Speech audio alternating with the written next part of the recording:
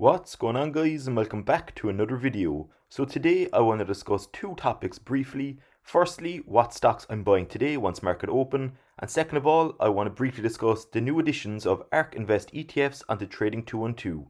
And with all that being said, let's dive right on over to Trading212.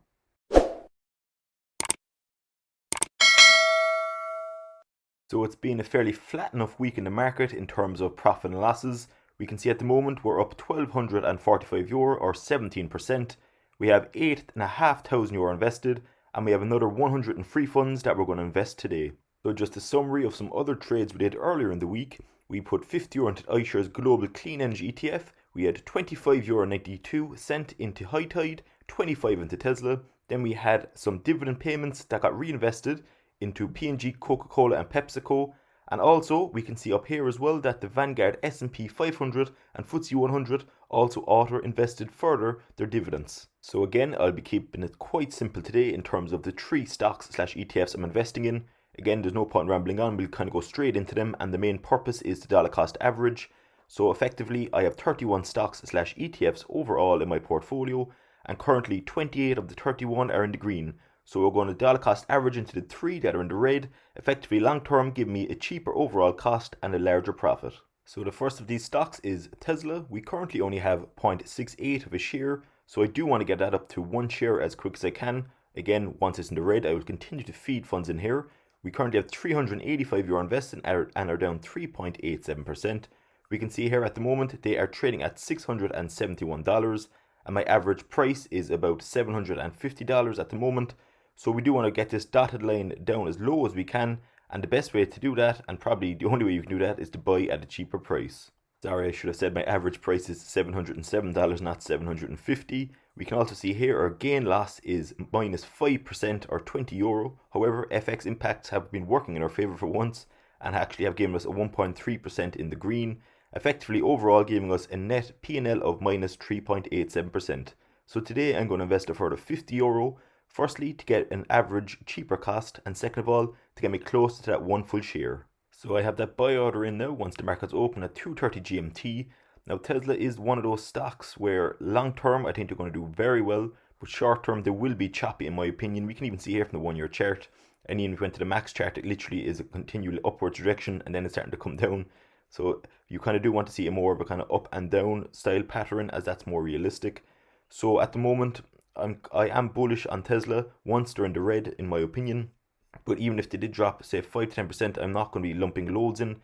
I think the best way to dollar cost average in my opinion is to slowly put small amounts of capital in, just like I did today. We're down 3% and I put 50 or further in, so slowly that will start to bring the average cost down and down, and even if it falls more we still have cash reserves on the side, so that's probably the main reason why you shouldn't throw all your free reserves in at once. So again, along kind of medium term, Tesla I do believe could go up or down fairly substantially either way, which I know that kind of sounds stupid in saying, but long term definitely the cheaper overall average cost you can get in here the better, as I do feel a long term Tesla was only going to go in an upward direction. Second stock that I'm going to invest further in again is HighTide, ticker symbol HITIF. I was quite surprised when I looked this morning that it's down 11.6% since the last day or two, and again, as a long term investor that's actually a good opportunity to buy more.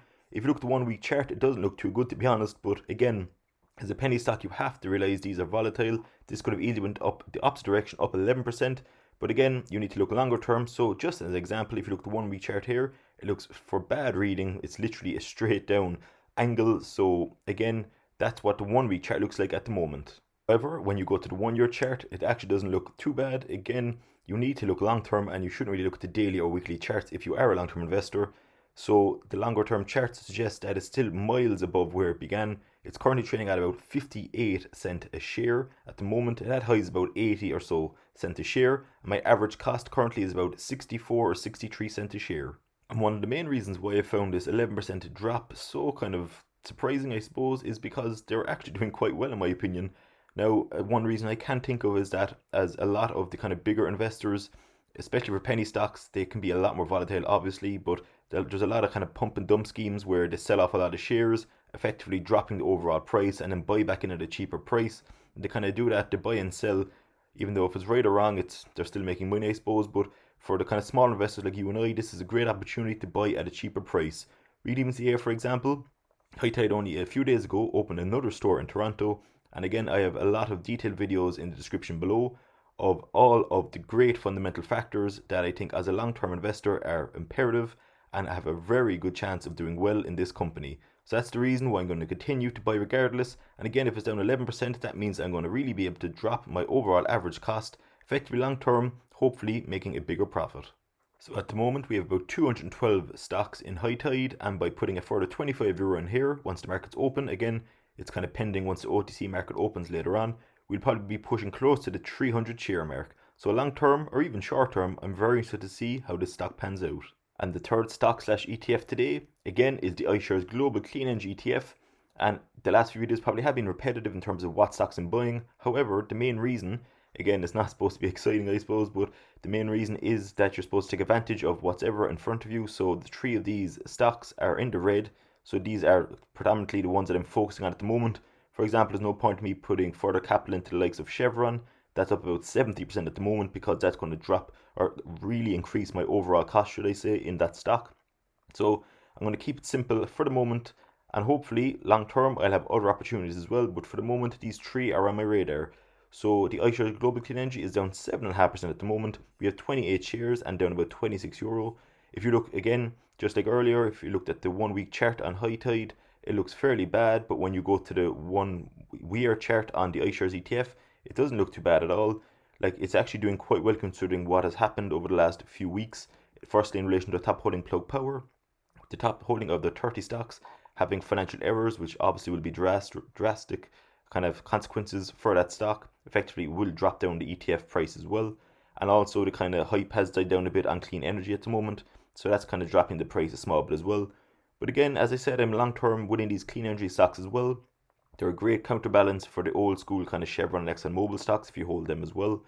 So again, because it's down 7.5%, we're going to put a further €25 in here today, and hopefully keep dropping this dotted average line as low as we can. So that's what I'm investing in today in terms of stocks and ETFs. So we invested €50 further into Tesla and €25 each into the iShares ETF and also HighTide. So that will now leave us with €8,645 invested once those orders go through. So we're about 8.65% of the way towards my overall goal of having €100,000 invested in the market. So again, I know it's a long-term away, but again, you need to start with smaller goals. So our next kind of main target is to get the 10,000 mark here, which I feel we'll be able to do so in the next month or two. And the second bit of news is a very brief bit of news, and it's the fact that ARK Invest ETFs are now available to trade on Trading212. However, they're not on the Invest account, unfortunately. They're only on the CFD account. So I don't use the CFD account. That's how Trading212 make predominantly the vast majority of their capital is from these CFDs. Now CFDs are very complex instruments, hence why I don't go near them. And we can even see here on bold rating on Trading212 that 76% of retail investors lose money on this brokerage using CFDs.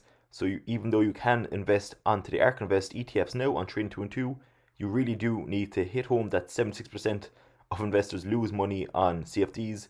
So again, I just wanted to reiterate that. So be very careful if you do want to invest onto ARK on Trading212. Now you can also, I was told by some subscribers, invest into ARK ETFs on the likes of eToro. So I might actually start looking into them as well. I'd prefer to use a normal kind of broker then instead of a CFD kind of style broker. So I will be keeping just directly to my invest broker on Trading212 and staying away from the CFD. But I would definitely be interested to know if you do use the CFD platform on Trading212 and if you are going to invest into ARK ETFs. I might actually look into these CFDs a bit more because in all honesty I don't know a whole lot about CFDs, hence why I'm staying away. So again, comment below if you have any kind of input into the CFDs slash ARK ETFs on Trading212. So that kind of brings the end to today's video. I just wanted to give an update on what I'm investing in today, and again to discuss that ARK ETFs very, very briefly as well today. If you found this video anyway helpful or interesting, it'd be much appreciated as always if you're new around here, if you could subscribe to the channel, and if you could smash that like button, would really help the video out going forward as well. And finally, if you have any questions, comments, queries or suggestions, please don't hesitate to comment below and I'll be sure to get back to you as quick as I can. Thanks very much, enjoy your Thursday, and I will see you all in tomorrow's video.